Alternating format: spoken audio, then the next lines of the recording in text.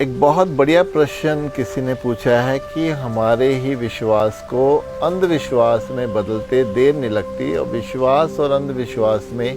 क्या फ़र्क है।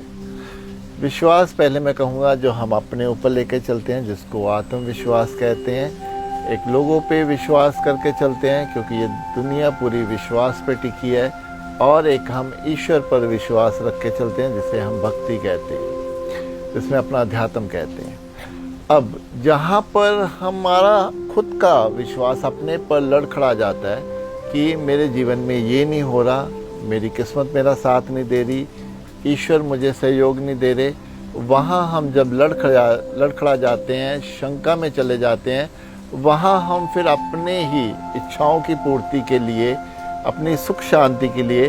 हम जो भी करते हैं उसको अंधविश्वास कहते हैं। लेकिन हम ये भूल जाते हैं कि जो विश्वास है, अगर हम उसको अपने जीवन में लेके चलते हैं तो फिर वो चीज़ें वैसी ही होती है जैसा हमारा विश्वास कहता है, लेकिन सारा खेल ही हमारे खुद के विश्वास पे टिका है। इसलिए अंधविश्वास में जब हम जितना भी चलते जाएंगे, हम अपना विश्वास खोते चले जाएंगे और हम इसी पे निर्भर होते चले जाएंगे, और एक डर अजीब सा हमारे भीतर हमेशा के लिए रह जाता है कि अगर मैंने ऐसा नहीं किया तो मेरे जीवन में कुछ गलत ना हो जाए, ईश्वर मुझसे नाराज ना हो जाए। जब हम ये सोच लेके अपने भीतर रख लेते हैं तो फिर हम अंधविश्वासों में उलझते ही चले जाते हैं। इससे बाहर आने का एक ही रास्ता है कि अपने आप को समझाना पड़ेगा कि मेरे जीवन में जो भी होगा अच्छा ही होगा, मुझे किसी अंधविश्वास का अब सहारा नहीं लेना है। ईश्वर कोई मुझसे नाराज़ नहीं है, ईश्वर तो हमेशा मेरा साथ